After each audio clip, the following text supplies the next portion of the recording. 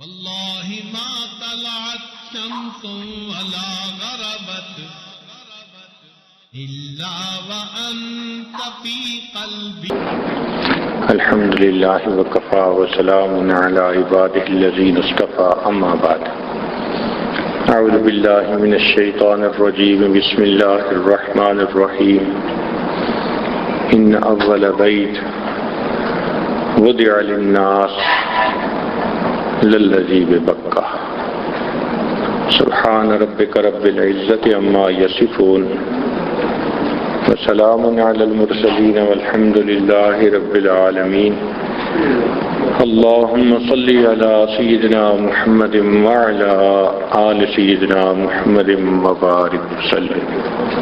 اللهم صل على سيدنا محمد وعلى آل سيدنا محمد وبارك وسلم.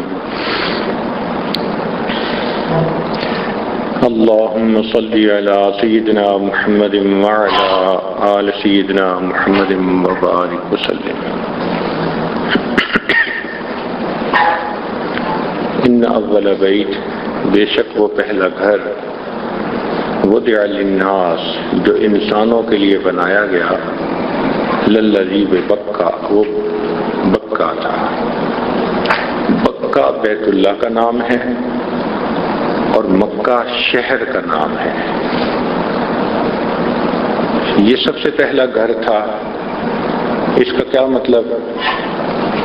اس کا مطلب یہ کہ عبادت کی نیت سے بنایا جانے والا پہلا گھر۔ رہائش کے لیے تو پہلے بھی گھر بنائے لوگوں نے، لیکن جو سب سے پہلا گھر عبادت کی نیت سے بنا وہ کعبۃ اللہ تھا۔ حضرت آدم علیہ السلام نے اس کو تعمیر کیا، پھر اسی تعمیر پر یہ مکان بنتا چلا آیا۔ حضرت ابراہیم علیہ السلام نے بھی اسی تعمیر پر اس کو دوبارہ تعمیر کیا۔ پھر قریش مکہ نے نبی علیہ السلام کی نبوت کے اظہار سے پہلے اس کو تعمیر کیا۔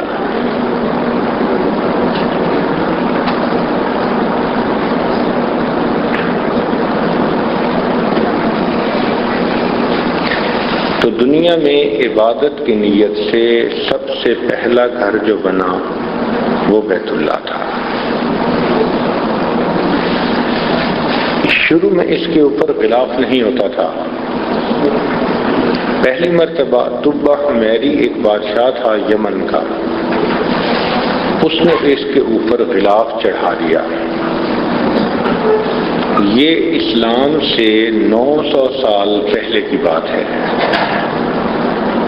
نبی علیہ السلام کی تشریف آوری سے 900 سال پہلے طبہ حمیری نے اس پر پہلا غلاف چڑھایا اور یہ چلتا آیا۔ قریش کے زمانے میں انہوں نے اس کے اوپر حریر کا لباس، ریشم کا غلاف چڑھایا۔ نبی علیہ السلام نے اس کے اوپر یمنی مصری جاگر کا غلاف چڑھایا۔ چونکہ نبی علیہ السلام نے اس عمل کی تصدیق فرما دی، اس لیے اب یہ ایک شرعی چیز ہو گئی۔ پھر عباسی خلفاء نے اس کے اوپر سیاہ رنگ کا جو غلاف تھا اس کو پکا کر دیا۔ پہلے کبھی سیاہ رنگ کا ہوتا تھا، کبھی سبز رنگ کا بھی ہوتا تھا۔ ابھی بھی آپ اگر دیکھیں تو بیت اللہ کے باہر کی طرف جو غلاف ہے وہ سیاہ رنگ کا ہے، جو اندر کی طرف ہوگا وہ آپ کو سبز رنگ کا نظر آئے گا۔ انشاءاللہ امید ہے کہ آپ کسوۃ الکعبہ، ایک جگہ ہے جہاں پر بیت اللہ کا غلاف بنتا ہے، وہاں زیارات کے دوران تشریف لے جائیں گے اور غلاف کو خود اپنی آنکھوں سے بنتا دیکھیں گے۔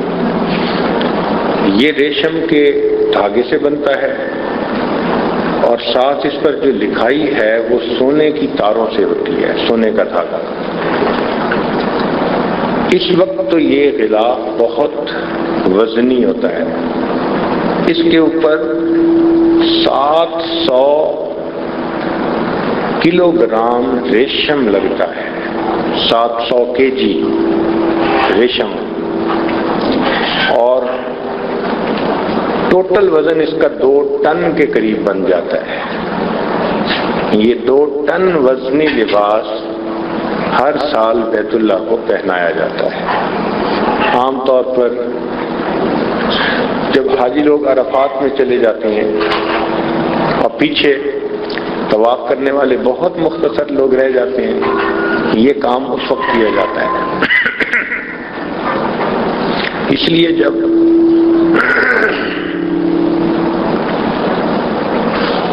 طواف زیارت کے لیے واپس آتے ہیں تو بالکل نیا نیا غلاف سامنے نظر آتا ہے۔ کسوہ کا مطلب ہوتا ہے لپٹی ہوئی چادر، تو اس کو کہتے ہیں کسوۃ الکعبہ، کعبہ پر لپٹی ہوئی چادر۔ یوں سمجھ لیں کہ یہ بیت اللہ کا احرام ہے، یا دوسرے الفاظ میں یوں سمجھ لیں کہ یہ بیت اللہ کا برقع ہے، حجاب ہے بیت اللہ کا۔ اس میں کیا حکمت ہے؟ حکمتیں بہت ہیں۔ ایک حکمت تو یہ کہ اس غلاف کے چڑھانے پر بیت اللہ شریف کے قریب جب آدمی جاتا ہے اور بیت اللہ کا غلاف پکڑ کر دعا مانگتا ہے تو یہ احساس ہوتا ہے کہ میں دامن محبوب اس کو پکڑ کر، اس سے لپٹ کر میں اپنی فریاد بیان کر رہا ہوں۔ محبوب کے دامن کو پکڑ کے اپنی فریاد کہنا، اس سے انسان کی یکسوئی بہت جاتی ہے۔ چنانچہ نبی علیہ السلام سے بھی غلاف کعبہ کو پکڑ کر دعا مانگنا ثابت ہے۔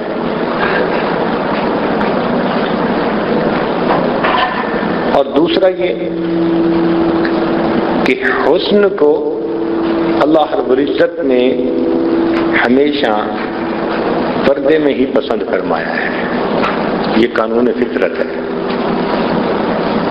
کہ اللہ رب العزت نے حسن کے لیے پردے کو پسند کیا۔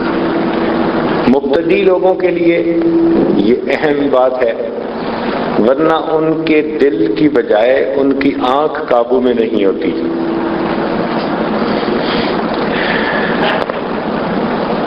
یار لوگ جس محبت کے ساتھ خلاف کعبہ کو پکڑتے ہیں، سبحان اللہ، اگر اس پر یہ نہ کہا جاتا کہ بھائی طواف کے دوران بیت اللہ کی طرف نہ دیکھیں، تو پتہ نہیں بیت اللہ سے لپٹ لپٹ کر ان کا کیا حال ہوتا۔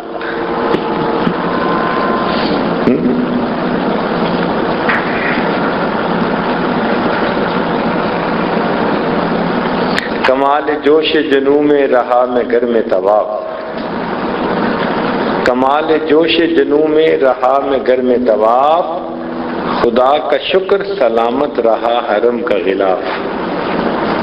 یہ اللہ کا شکر ہے کہ حرم کا غلاف سلامت رہتا ہے، ورنہ تو دیوانے معلوم نہیں کیا کرتا۔ اس لیے اللہ رب العزت نے یہ ادب سکھا دیا کہ طواف کے دوران تم نے بیت اللہ کی طرف نہیں دیکھنا۔ تاہم جی چاہتا ہے کہ انسان غلاف کعبہ کو پکڑ کے دعا مانگے، اور پھر مانگتے ہیں، اور جب مانگتے ہیں تو پھر اس وقت آنسو اپنے قابو میں نہیں ہوتے۔ واقعی ایسا لگتا ہے جیسے محبوب کے دامن سے لپٹ کر انسان اپنی فریاد کہہ رہا ہے، اپنے دل کا سارا غم اپنے محبوب حقیقی کو بیان کر رہا ہے۔ تو نو نیاز کے لیے حجاب ہی اولا ہے کہ دل سے بڑھ کے ہے اس کی نگاہ بے قابو۔ کسی نے کہا حجاب اکثیر ہے آوارہ کوئے محبت کو، میری آتش کو بھڑکاتی ہے تیری دیر پیوندی۔ تو قریش کے زمانہ میں بھی یہ غلاف ہوتا تھا، بلکہ ایک روایت میں آتا ہے کہ نبی علیہ السلام ایک مرتبہ رات کے وقت حجر اسود اور رکن یمانی کے درمیان والی سمت پر کھڑے قرآن مجید پڑھ رہے تھے۔ عمر بن خطاب نانو حرم میں آ گئے، ان کے دل میں خیال آیا کہ یہ شخص کیا پڑھتا ہے، چنانچہ وہ ایک طرف سے غلاف کعبہ کے اندر چلے گئے اور آہستہ آہستہ اندر اندر چلتے چلتے وہ اسی سائڈ پر پہنچ گئے جہاں نبی علیہ الصلوۃ والسلام بیت اللہ کے قریب کھڑے قرآن کی تلاوت فرما رہے تھے۔ چنانچہ نبی علیہ الصلوۃ والسلام سورت پڑھ رہے تھے جس میں کافیہ، حسابیہ، رازیہ، کتابیہ یہ الفاظ تھے۔ جب انہوں نے یہ الفاظ سنے تو وہ سوچنے لگے یہ تو کسی شاعر کا قول پڑھ رہے ہیں۔ تو انہوں نے یہ سوچا کہ یہ کسی شاعر کا قول پڑھ رہے ہیں، کلام پڑھ رہے ہیں، تو قرآن مجید کی آیت کی تلاوت ہوئی وما هو بقول شاعر، یہ کسی شاعر کا کلام نہیں ہے۔ تو انہوں نے دل میں سوچا کہ یہ کسی کاہن کا کلام ہوگا، تو نبی علیہ السلام نے فوراً آیت پڑھی وما بقول کاہن، کسی کاہن کا بھی کلام نہیں ہے۔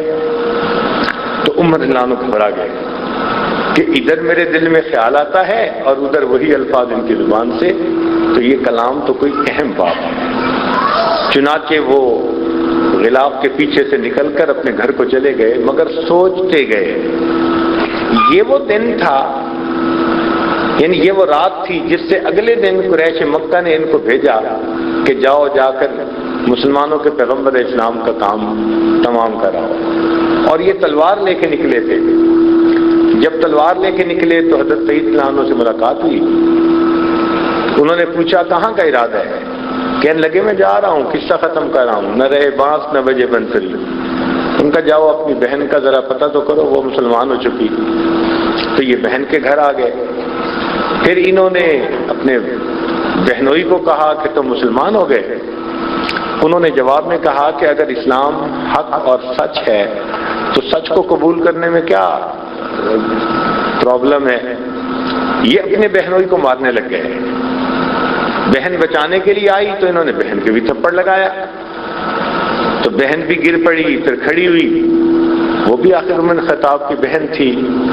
تو بہن نے پھر وہ تاریخی جملہ کہا، اس نے کہا عمر جس ماں کا دودھ تو نے پیا ہے اسی ماں کا دودھ میں نے پیا ہے۔ جسم سے جان تو نکال سکتا ہے، ایمان جسم سے نہیں نکال سکتا۔ یہ الفاظ تھے کہ جو بجلی بن کر گرے۔ اب خیال تو پہلے سے تھا کہ یہ کوئی خاص کلام ہے، تو یہ اپنی بہن سے کہنے لگے کہ اچھا مجھے بھی سناؤ تم کیا پڑھ رہے تھے؟ اس نے کہا تو پاک نہیں ہے، پہلے غسل کر پاک ہو پھر اس کلام کو سن سکے گا۔ چنانچہ انہوں نے غسل کیا، پھر پوچھا کہ وہ کلام سناؤ، تو اس پر اس صحابی نے وہ کلام سنایا طٰہ ما انزلنا علیک القرآن لتشقى الا تذکرۃ لمن یخشی۔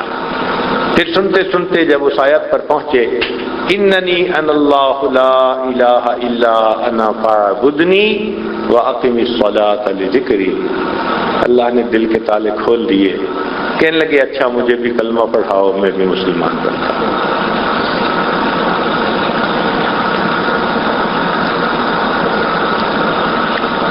تو یہ غلاف کعبہ بہت پہلے سے ہے، اسلام سے 900 سال پہلے سے اس کی تاریخ شروع ہوتی ہے۔ چنانچہ ایک مرتبہ ایک قریش مکہ کے سرداروں میں سے آدمی تھا، وہ آیا اور اس کا نام تھا عفیف، کندہ کا رہنے والا تھا۔ اس نے آ کے بیت اللہ کے قریب ایک عجیب منظر دیکھا کہ بیت اللہ کے دروازے کے قریب یعنی مقام ابراہیم پر نبی علیہ الصلوۃ والسلام کھڑے ہیں اور آپ کے پیچھے ایک نوجوان لڑکا کھڑا ہے، 16 سال اس کی عمر، اور اس کے پیچھے ایک عورت کھڑی ہے،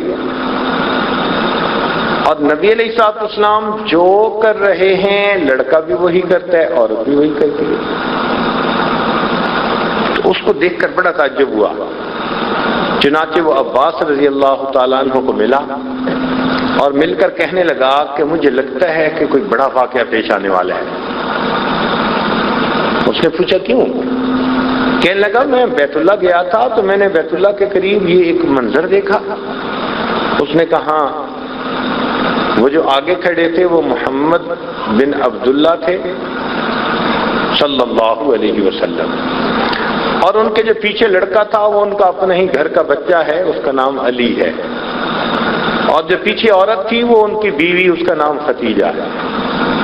اصل میں جبریل علیہ السلام نے جب نماز کا حکم آ کر دیا تو نبی علیہ السلام کو نماز پڑھنا بھی سکھائی، بتائی۔ نبی علیہ السلام نے جبریل علیہ السلام سے وہاں نماز سیکھی۔ پھر آپ جب نماز پڑھنے لگے تو آپ کے پیچھے حضرت علی عنہ ہوتے تھے اور ان کے پیچھے آپ کی اہلیہ خدیجہ الکبریٰ ہوتی تھی۔ تو یہ نماز کا منظر دیکھ کر وہ قریشی سردار اتنا متاثر ہوا کہ وہ کہنے لگا کہ مجھے لگ رہا ہے کہ کوئی بڑا واقعہ پیش آنے والا ہے۔ آج بھی اگر آپ جائیں تو بیت اللہ شریف کے دروازے والی سائڈ پر، دروازے سے تھوڑا رائٹ کی طرف آپ دیکھیں تو وہاں نیچے بنیادوں پر کچھ پتھر لگے ہوئے ہیں، تو آپ کو ایک جگہ 5-6 پتھر نظر آئیں گے چھوٹے چھوٹے لگے ہوئے۔ تقریباً یہ وہ جگہ ہے جہاں پر نبی علیہ السلام نے سب سے پہلی نماز پڑھی۔ تو کوشش کریں اگر موقع مل سکے، عورتوں کے لیے تو ذرا مشکل ہوتا ہے، رات میں تو ہم نے عورتوں کو بھی وہاں نماز پڑھتے دیکھا، اگر وہاں موقع مل سکے تو وہاں 2 رکعت نفل پڑھ کر اللہ سے یہ دعا مانگیں کہ اے اللہ، آپ کے پیارے حبیب صلی اللہ علیہ وسلم نے امت کو نماز پڑھنی یہاں سکھائی، میں بھی 2 رکعت پڑھ رہا ہوں، مجھے بھی نماز صحیح طریقے سے پڑھنا آپ سکھا دیجئے۔ نماز کا جو خشوع ہے اور خضوع ہے اے اللہ مجھے بھی عطا فرما دیجئے۔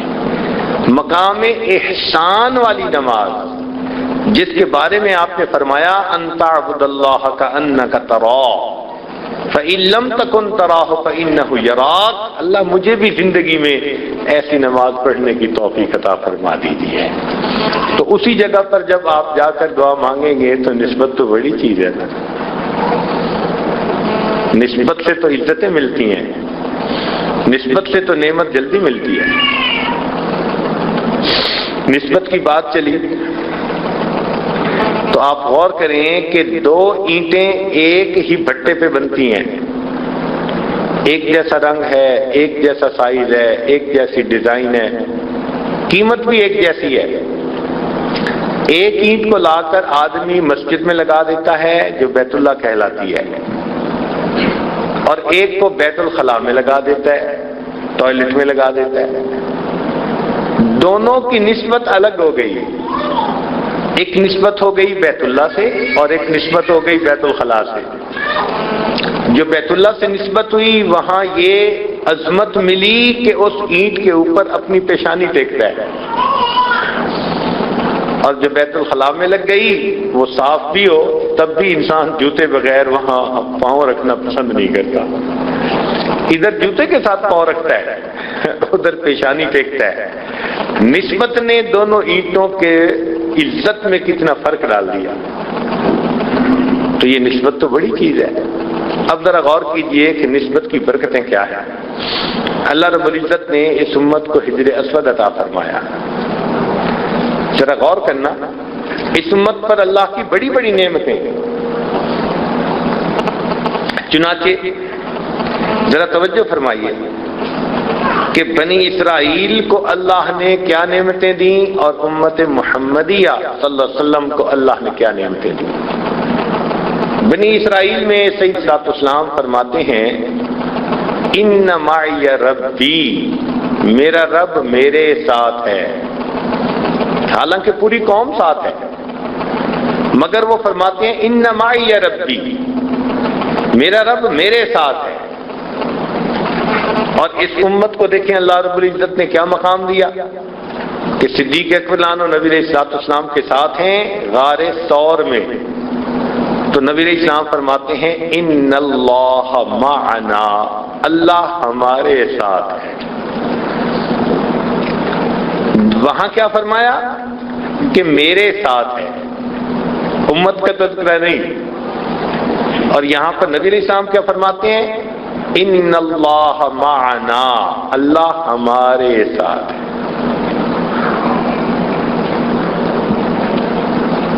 دوسرا علمی نکتہ، حضرت یعقوب علیہ السلام حضرت یوسف علیہ السلام کے خواب سنانے پر ان کو فرماتے ہیں کہ یہ خواب اپنے بھائیوں کو نہ بتانا، کہیں تمہارے خلاف کوئی تدبیر نہ کریں، انسانی فطرت ہے. اور پھر اس کے بعد فرماتے ہیں وَكَذَلِكَ يَجْتَبِيكَ رَبُّكَ،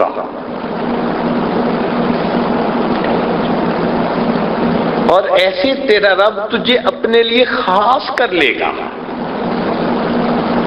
یعنی ان کو ایک ایسا صیغہ استعمال کیا کہ کر لے گا.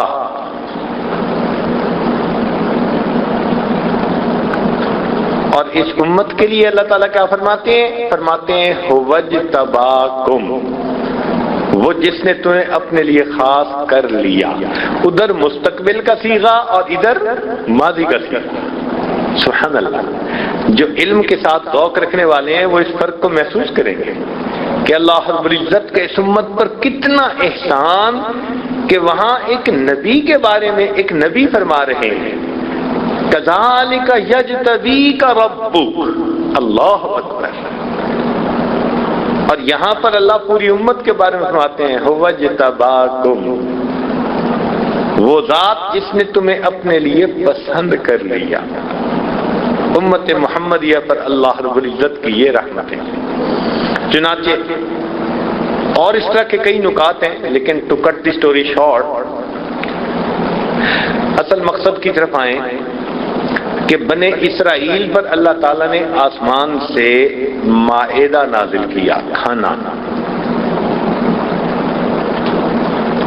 امت نے کہا اور عیسیٰ علیہ السلام نے دعا مانگی ربنا انزل علینا مائدۃ من السماء، ہمارے لیے آسمان سے مائدہ اتار دیجیے. یہ جو مائدہ کا لفظ ہے نا یہ کھانے کے لیے استعمال ہوتا ہے، اور ہمارے پنجابی زبان میں بھی یہی لفظ استعمال ہوتا ہے. ہم اسے میدا کہتے ہیں. وہ جو آٹا ہوتا ہے نا، آٹے میں سے ریفائنڈ آٹا نکال لو تو اس کو کہتے ہیں میدا. وہ بھی کھانے کی چیز ہے. بنیادی طور پہ یہ قرآنی لفظ ہے جو ہماری زبان کے اندر آ گیا. تو اللہ تعالیٰ نے بنی اسرائیل کو مائدہ کھانے کی چیز عطا فرمائی، آسمان سے نازل فرمائی امت کے لیے. اس امت کو اس پر بڑا ناز کہ جی ہمیں اللہ تعالیٰ نے آسمان سے چیز نازل عطا کر دی.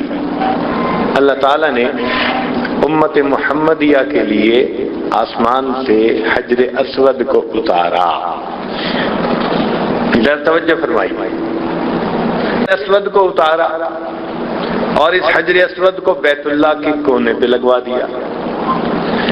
اب وہ کھانے پر ناز کرتے ہیں جو کچھ عرصہ کے لیے کچھ لوگوں کو ملا. اللہ نے امت کے سب لوگوں کے لیے اور ہمیشہ کے لیے ایک نعمت اتار دی. چنانچہ نبی علیہ السلام تشریف لائے، آپ نے حجر اسود کو بوسہ دیا. اب بوسے سے نسبت مل گئی، آسمان سے اتری ہوئی چیز تھی. محبوب کے بوسے نے اس پر نورن علی نور کا کام کر دیا. چنانچہ آج پوری امت اس بوسے کی یاد تازہ کرتی ہے، حجر اسود کو بوسہ دیتی ہے. عمر رضی اللہ تعالیٰ عنہ بھی حجر اسود کو بوسہ دیتے ہیں اور بوسہ دے کر کہتے ہیں تیرے بوسے کو ہم دیتے ہیں بوسہ حجر اسود پر. کہ اللہ کے پیارے حبیب صلی اللہ علیہ وسلم آپ نے جو بوسہ دیا تھا نا اس بوسے کو ہم بوسہ دے رہے ہیں. تیرے بوسے کو ہم دیتے ہیں بوسہ حجر اسود پر، وگرنہ کام کیا تھا ہم مسلمانوں کو پتھر سے. ہم مسلمانوں کو پتھر سے کیا کام تھا؟ ہم پتھر کے پوجنے والے نہیں ہیں. ہم تو تیرے بوسے کو بوسہ دیتے ہیں. نبی علیہ السلام نے بوسہ دیا. آج بھی دیکھو امت اس حجر اسود کو بوسہ دینے کے لیے کیسے تڑپ رہی ہوتی ہے. جائیں تو وہاں لوگوں کا جذب دیکھیں، جنون دیکھیں، دیوانہ وار جیسے لوگ ہوتے ہیں نا ایسے، اور مرد تو مرد، عورتوں کا بھی حال وہی، حجر اسود کو بوسہ دینے کے لیے دیوانے۔ اللہ اکبر۔ تو بوسے کی نسبت سے اللہ نے اس کی شان بڑھا دی۔ اب ذرا غور کیجئے گا، حدیث پاک میں آتا ہے کہ حجر اسود یمین اللہ فی الارض۔ اکرمہ رضی اللہ تعالیٰ عنہ روایت فرماتے ہیں، کہتے ہیں کہ یہ حجر اسود دنیا میں اللہ رب العزت کا داہنا ہاتھ ہے۔ اور اس پر پھر محدثین نے لکھا کہ روایت میں آیا ہے کہ جس شخص کو نبی علیہ الصلوۃ والسلام کا زمانہ نہ مل سکا، اگر اس نے آ کر بیت اللہ کے اس پتھر کو، حجر اسود کو بوسہ دے لیا، تو بوسہ دینے سے اس کو اللہ سے اور نبی علیہ السلام کے ہاتھوں پر بیعت کرنے کی سعادت حاصل ہوئی۔ اللہ اکبر کبیرہ، یہ اتنا بڑا کام ہے، اتنا بڑا عمل ہے جی، کہ جس نے نبی علیہ السلام کا زمانہ نہیں پایا اور اس نے حجر اسود کو چھو لیا، بوسہ دے لیا، اس نے گویا اللہ رب العزت اور حضور اکرم صلی اللہ علیہ وسلم کے ہاتھ پر بیعت کر لی۔ آج کسی کام کو محفوظ کرنا ہوتا ہے نا تو پھر ویڈیو کیمرے کے سامنے لاتے ہیں۔ آپ دیکھیں امیگریشن سے نکلتے ہیں نا تو پاسپورٹ چیک کرتے ہوئے کہتے ہیں نہیں ذرا کیمرے کے سامنے آئے، اس کو محفوظ کرتے ہیں۔ اسی طرح حجر اسود انسان کے قلبی احوال، کیفیات کو محفوظ کر لیتا ہے۔ چنانچہ جب فتح مکہ ہوا تو نبی علیہ الصلوۃ والسلام کے ہاتھ پر 2000 لوگوں نے ایک دن میں بیعت کی، 2000 لوگوں نے۔ حدیث مبارکہ میں آتا ہے کہ نبی علیہ الصلوۃ والسلام اس کونے پر بیٹھے جہاں حجر اسود ہے، اور پوری قوم بالکل حجر اسود کے سامنے تھی، اور یہیں بیٹھ کر نبی علیہ السلام نے ان سے بیعت لی۔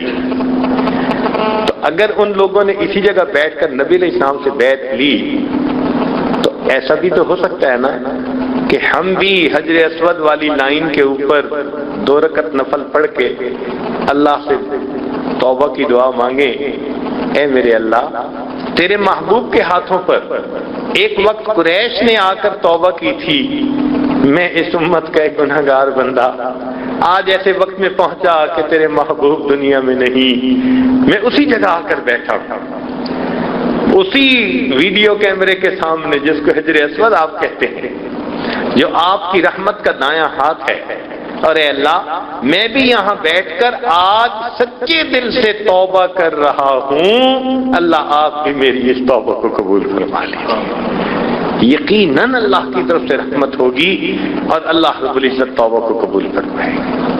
یہ جو عمرے کے زائد دن ہیں نا، یہ انہی کاموں کے لیے ہیں۔ ہم ایسی ایسی جگہوں پر بیٹھیں اور بیٹھ کر ہم اللہ سے دعائیں مانگیں۔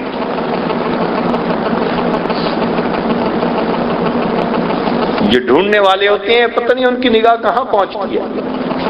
چنانچہ دارالعلوم دیوبند کے دوسرے محتمم گزرے ہیں، ان کا نام تھا رفیع الدین، بڑے صاحب حال بزرگ تھے، بہت ہی صاحب حال بزرگ تھے، صاحب کشف و کرامت بزرگ تھے۔ حرم تشریف لے آئے، یہاں قیام کیا۔ اب ذرا سوچئے کہ ان کی سوچ کہاں پہنچی۔ ایک دن بیٹھے بیٹھے خیال آیا کہ نبی علیہ السلام نے بیت اللہ کی کنجیاں بنو شیبہ کو عطا کر دی۔ یہ ایک قبیلہ ہے جن کے پاس پہلے سے یہ کنجیاں تھیں، نبی علیہ السلام نے ان کو فتح مکہ کے بعد کنجیاں دے دیں۔ اور فرما دیا کہ یہ قیامت تک تمہارے ہی قبیلے میں رہیں گی، یہ بھی تصدیق فرما دی۔ چنانچہ آج اس وقت بھی ان کے پاس بیت اللہ کی کنجیاں ہیں۔ کوئی بادشاہ بھی اگر آتا ہے نا تو دروازہ کھولنے کے لیے وہی خاندان بنی شیبہ کا بندہ آتا ہے اور آ کے کنجی بردار وہ دروازہ کھولتا ہے۔ تو شاہ رفیع الدین رحمت اللہ علیہ ان کے ذہن میں خیال آیا کہ یہ خاندان بھی رہے گا مکہ مکرمہ میں، اور نبی علیہ الصلوۃ والسلام کی حدیث سے ثابت ہوتا ہے کہ ان کے پاس چابی بھی رہے گی۔ چنانچہ انہوں نے کیا کیا کہ جو بیت اللہ کا کنجی بردار تھا نا اس کے ساتھ دوستی لگائی، واقفیت بنائی، تعارف کیا، ہدیہ تحفہ دیا، بات چیت کی، حتیٰ کہ چند دنوں میں انسان ہیں آپس میں خوب موانست ہو گئی، محبت ہو گئی، جان پہچان ہو گئی۔ جانے کا وقت آ گیا تو جاتے ہوئے تو پھر دل اداس ہوتے ہی ہیں، تو یہ اس سے جب ملنے لگے تو ان کا بھی دل اداس تھا کہ اچھا آپ جا رہے ہیں، انسان کہتے ہیں نا کوئی کام ہمارے ذمہ ہم کیا کر سکتے ہیں، تو جب انہوں نے کہا نا کوئی کام ہمارے ذمہ تو فرمان لگے ہاں ایک کام ہے اگر آپ کر دیں تو۔ کون سا؟ کہ وہ کام یہ کہ یہ کچھ پیسے ہیں، یہ تو ہے ہدیہ، اور یہ ایک تلوار ہے، یہ ہے امانت۔ کیا مطلب؟ کہ یہ چابی تمہارے خاندان میں چلتی رہے گی، یہ تلوار بھی امانت کے طور پر آپ اپنے خاندان کے حوالے کر دیں، وہ بھی اس تلوار کو محفوظ رکھیں۔ جب امام مہدی آئیں گے اور آپ کے خاندان کا جو شخص ہوگا وہ جیسے ان کے لیے دروازہ کھولے گا وہ میری طرف سے ان کو یہ تلوار کا ہدیہ بھی پیش کر دے گا۔ اللہ اکبر! محبت دیکھو کہاں انسان کی سوچ کو لے کے جاتی ہے۔ اللہ اکبر کبیر! یہ فرق ہے ہم میں اور اہل اللہ میں کہ ہم آتے ہیں اور عمرہ کیا اور فارغ، اب بازار ہے اور ہم طوافین اور طوافات ہیں، ماشاءاللہ بن داؤد اس کا طواف ہو رہا ہے صبح و شام۔ اور جو اللہ والے ہیں ان کا دل حرم میں اٹکا رہتا ہے۔ چنانچہ حضرت قاری رحیم بخش پانی پتی رحمت اللہ فرماتے ہیں کہ میں حرم گیا، عمرے کے لیے تشریف لائے۔ فرماتے ہیں حرم میں میں جتنے دن رہا، حرم میں میں جتنے دن رہا میں نے ہر نماز پہلی صف میں امام کے پیچھے تکبیر اولیٰ کے ساتھ ادا کی۔ اب یہ بات ہماری سمجھ سے بالا تر، ہم تو ایک نماز بھی پہلی صف میں پڑھ لیں تو بڑی ہمت، اور پہلی صف کیا؟ امام کے پیچھے، اور پھر تکبیر اولیٰ کے ساتھ۔ مجھے تو لگتا ہے وہ بیٹھے ہی وہیں رہتے ہوں گے، عشاء اور فجر کے درمیان باہر نکلتے ہوں گے اگر کوئی ضرورت ہوگی تو، ورنہ تو مسجد میں ہی رہتے ہوں گے۔ جی ہاں، ایسے وقت گزارا۔ چنانچہ علامہ زمخشری رحمت اللہ علیہ جنہوں نے تفسیر کشاف لکھی، جس کے بارے میں شاعر نے کہا گرا کشا ہے نہ راضی نہ صاحب کشاف، تیرے وجود پہ جب تک نہ ہو نزول کتاب۔ وہ علامہ زمخشری تشریف لائے تو اتنا حرم میں رہتے تھے، اتنا رہتے تھے کہ عرب لوگوں نے ان کا نام جار اللہ، اللہ کا پڑوسی رکھ دیا۔ یہ اللہ کے پڑوسی ہیں۔ اب سوچیں کتنا وقت بیت اللہ کے پاس گزارتے ہوں گے کہ لوگوں نے ان کو پڑوسی کہا۔ یہ کوئی معمولی بات تو نہیں ہے نا۔ بیت اللہ کے پڑوسی، جار اللہ، اللہ کا پڑوسی۔ کاش ہم بھی حرم میں ایسے وقت گزارتے۔ تو یہ فرق ہے۔ تو بات چل رہی تھی نسبت کی۔ حجر اسود کو نبی علیہ الصلوۃ والسلام کے بوسے کی نسبت حاصل ہے۔ اور قریب ایک دوسرا مقام بھی ہے جس کو کہتے ہیں مقام ابراہیم۔ اس مقام ابراہیم سیدنا ابراہیم علیہ السلام کے پاؤں سے لگنے کی نسبت حاصل ہے۔ یہ مقام ابراہیم بنا۔ کہتے ہیں کہ یہ ایک پتھر تھا کہ حضرت ابراہیم علیہ السلام نے جب بیت اللہ کی دیواروں کو تعمیر کیا تو پھر اونچے اونچے پتھر رکھنے کی ضرورت پیش آئی، تو اللہ نے اس پتھر کو ایسا بنا دیا کہ جتنی ضرورت ہوتی تھی یہ پتھر اونچا ہوتا جاتا تھا اور وہ پتھر وہاں رکھتے جاتے تھے۔ اس کے اوپر ان کے قدموں کے نشانات بھی ہیں، وہ آج بھی محفوظ ہیں۔ چنانچہ یہ پتھر جو مقام ابراہیم کا ہے یہ پہلے لوز ایسے ہی پڑا ہوتا تھا، لیکن ہوا کیا کہ عمر فاروق رضی اللہ عنہ کے زمانے میں 17 ہجری میں بارشوں کا بہت سیلاب آیا، اور اس سیلاب میں یہ پتھر بھی اپنی جگہ سے ہل کر کہیں اور چلا گیا۔ اب عمر فاروق رضی اللہ عنہ کو پریشانی ہوئی کہ ایک تو اس پتھر کو ڈھونڈیں اور دوسرا اس کو ایگزیکٹ اس جگہ پر رکھیں جہاں نبی علیہ السلام کے زمانے میں تھا۔ بڑی پریشانی، بڑی حیرانی۔ اب سوچیں یہ کتنی فراست رکھنے والے صحابی۔ چنانچہ تلاش کیا، اللہ نے مہربانی کر دی کہ اجیاد کے طرف سے یہ مقام ابراہیم والا پتھر مل گیا۔ تو جب مل گیا تو پھر انہوں نے کہا کہ اب کون ہے جو مجھے یہ بتائے کہ اس کی ایگزیکٹ جگہ کون سی تھی؟ اندازہ تو سب کو معلوم تھا، ایگزیکٹ جگہ۔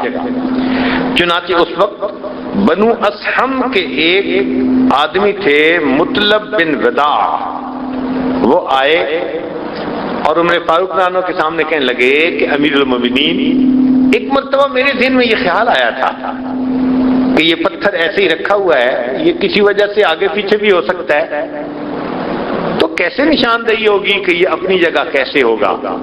تو میں نے اس وقت اس کی باب کعبہ اور بیت اللہ کے جو کونے ہیں، رکن ارکان ہیں، ان سے پیمائش کر کے رکھ لی تھی، وہ پیمائش میرے پاس محفوظ ہے۔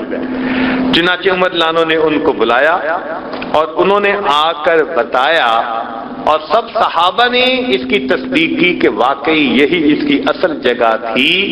اس سے پتہ چلتا ہے کہ جن صحابہ نے پتھروں کی پیمائش کر کے ان کو بھی محفوظ رکھا، انہوں نے اپنے محبوب کے اقوال اور اعمال کو کیسے محفوظ کیا ہوگا۔ یہ قریب کے زمانے میں 1930 اور اس کے قریب کا زمانہ، اس وقت بھی یہ پتھر ایسے ہی رکھا ہوا ہوتا تھا، بلکہ ہمارے حضرت رحمت اللہ علیہ کے زمانے میں جب وہ حج پہ تشریف لاتے تھے تو اس پر بھی یہ پتھر تھا، اور اسی طرح فری اپنی جگہ پر رکھا ہوا ہوتا تھا، اس کو فکس نہیں کیا گیا تھا۔ بلکہ کہتے ہیں کہ نبی علیہ الصلوۃ والسلام نے حجۃ الوداع سے واپس تشریف لائے طواف زیارت کے لیے، تو طواف کرنے کے بعد اللہ کے پیارے حبیب صلی اللہ علیہ وسلم نے کنویں میں سے پانی نکالا، زمزم کا کنواں، بئر زمزم، اس میں سے پانی نکالا، ڈول نکالا، اور ڈول میں سے پانی نوش فرمایا، اور پانی نوش فرمانے کے بعد ڈول میں جو پانی بچا، اللہ کے محبوب صلی اللہ علیہ وسلم نے وہ بچا ہوا پانی اس کنویں میں واپس ڈال دیا۔ اور واپس ڈالنے کا جو ہے نا وہ راز یہ تھا کہ میرے بعد میری امت کے جتنے لوگ اس زمزم کو پئیں گے انہیں میرا بچا ہوا پانی پینے کی سعادت حاصل ہو جائے گی۔ اللہ اکبر کبیرہ۔ دیکھیے محبت کیا عجیب چیز ہوتی ہے۔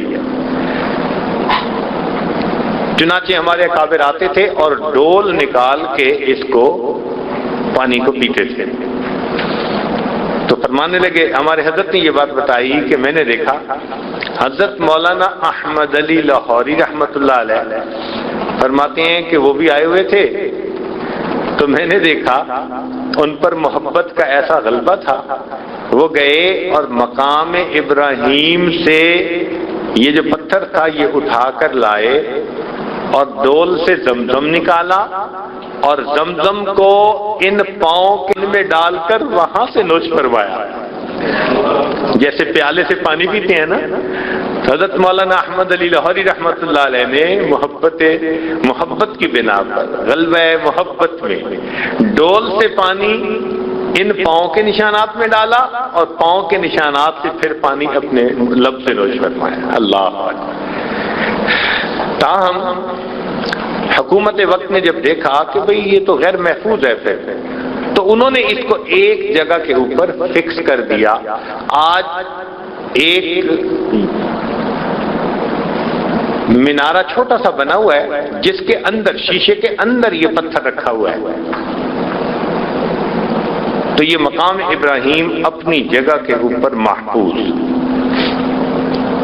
سیدنا عمر رضی اللہ تعالیٰ عنہ کو اللہ رب العزت نے ایسی سمجھ دی تھی جس پر ان کو فاروق کا لقب ملا تھا، حق اور باطل کے درمیان فرق کرنے والے فرقان، کہ ان کی بعض تجاویز بالکل وہی منشاء خداوندی کے مطابق تھی۔ چنانچہ بدر کے قیدیوں کے بارے میں ان کی جو رائے تھی وہ منشاء خداوندی کے عین مطابق تھی، آیتیں اتر آئیں۔ پردے کے بارے میں جو ان کی رائے تھی منشاء خداوندی کے بالکل مطابق نکلی، اللہ نے حجاب کی آیات اتار دی۔ اور تیسری ایک یہ بھی تھی کہ بھئی نماز کہاں پڑھی جائے، تو عمر لانا چاہتے تھے کہ ابراہیم علیہ السلام کے جو پاؤں کے نشانات ہیں نا اس کے قریب میں نماز پڑھی جائے۔ چنانچہ اللہ رب العزت نے قرآن پاک کی آیت اتار دی، وَاتَّخِذُوا مِن مَّقَامِ إِبْرَاهِيمَ مُصَلًّى، کہ تم مقام ابراہیم کو اپنے لیے مصلی بنا لو۔ اب یہاں مفسرین نے ایک عجیب نکتہ لکھا، نکتہ یہ لکھا،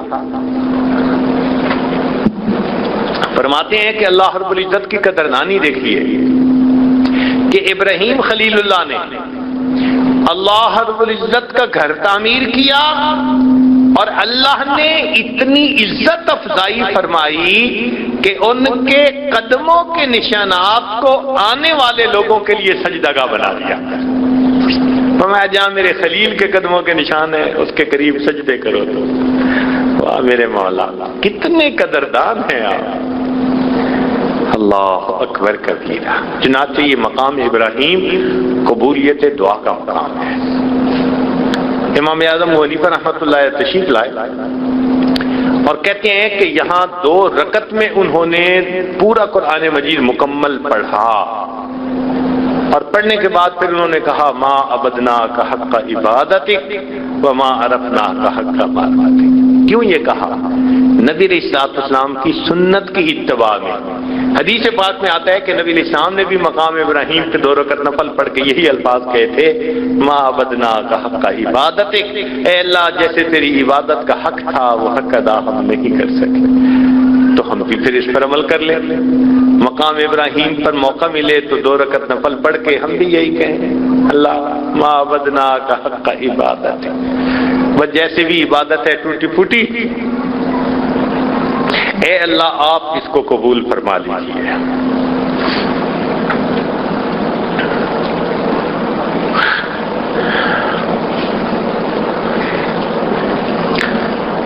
تو آج ہم نے بیت اللہ کے غلاف کے بارے میں،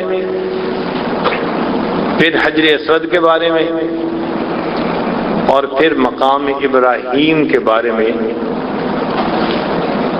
آج ہم نے کچھ بات کی۔ ایک آخری بات جو بہت اہم ہے کہ آپ اگر بیت اللہ کو دیکھیں تو اس کے اندر کچھ نہیں ہے، ہوتا ہے نا بھئی اندر کوئی خزانہ چھپا ہوگا، کوئی چیزیں رکھی ہوں گی، کوئی انمول چیزیں، کچھ بھی نہیں ہے اندر، بس ستون ہے اور ستون کے اوپر چھت ہے۔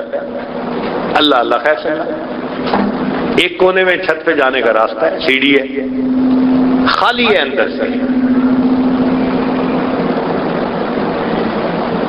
اب اس میں کیا راز ہے ذرا سوچیں. یہاں ایک راز بتایا جا رہا ہے. ہو سکتا ہے ہماری نظر نہ پہنچے لیکن اللہ والوں کی نظر پہنچتی ہے. انہوں نے یہ راز بھی کھول دیا. ان کا دیکھو اللہ تعالیٰ چاہتے تو اس بیت اللہ کے اندر کو سونے چاندی سے بھر دیتے, اگر چاہتے تو ہیرے اور موتی سے بھروا دیتے. میرا گھر ہے, موتیوں سے بھر دو, ہیروں سے بھر دو, قیمتی چیزوں سے بھر دو. کچھ بھی نہیں, بالکل خالی. اللہ آپ نے اپنے گھر کو خالی کیوں پسند کیا؟ ایک پیغام دینا تھا. میرے بندو دیکھو, اس کو میں بیتی کہہ رہا ہوں, اپنا گھر کہہ رہا ہوں. کس لیے؟ اس کے اندر کچھ نہیں. لہذا جو میری تجلیات اس گھر پر نازل ہوتی ہیں, اگر تم چاہتے ہو کہ وہ تمہارے دلوں پر نازل ہوں تو تم بھی اپنے دل کو غیر سے خالی کر لو. بتوں کو توڑ تخیل کے ہوں کہ پتھر کے, بتوں کو توڑ تخیل کے ہوں کہ پتھر کے. سب بتوں کو توڑ دیجئے, اپنے دل کو ماں سوا سے خالی کر لیجئے. جیسے اس خالی کعبہ کے اوپر, اس عمارت کے اوپر اللہ کی براہ راست تجلیات اترتی ہیں, جو دل ماں سوا سے خالی ہو جاتا ہے اللہ کی براہ راست تجلیات اس دل پر اترا کرتی ہیں. اب ہم اپنے دل کی طرف ذرا جھانک کر دیکھیں, خالی ہے یا اس میں مورتیاں ہیں, شکلیں ہیں؟ ما هذه التماثيل التي انتم لها عاكفون. انسان کی تصویر پڑی ہوئی ہے, یہ بت ہیں سارے کے سارے. جب تک یہ بت اندر رہیں گے وہ تجلیات نازل نہیں ہو سکتی.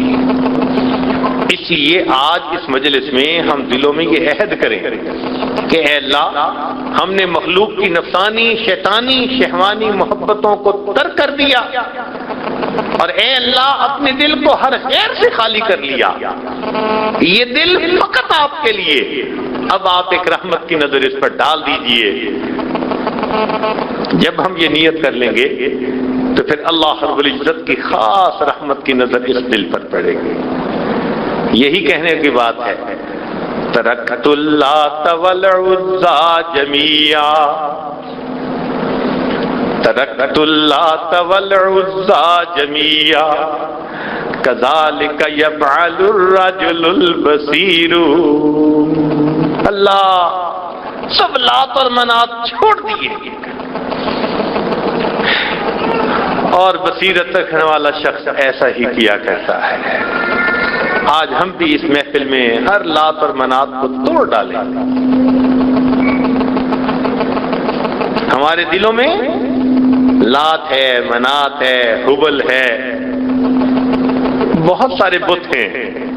ان کو توڑیں, ان کو چھوڑیں, اور آج اپنے اللہ سے یہ عہد کریں کہ میرے مولا بیت اللہ خالی ہے, جیسے آپ کی تجلیات کے شرف نے اس کو لبریز کر دیا, ہم اپنے دل کو غیر سے خالی کرتے ہیں.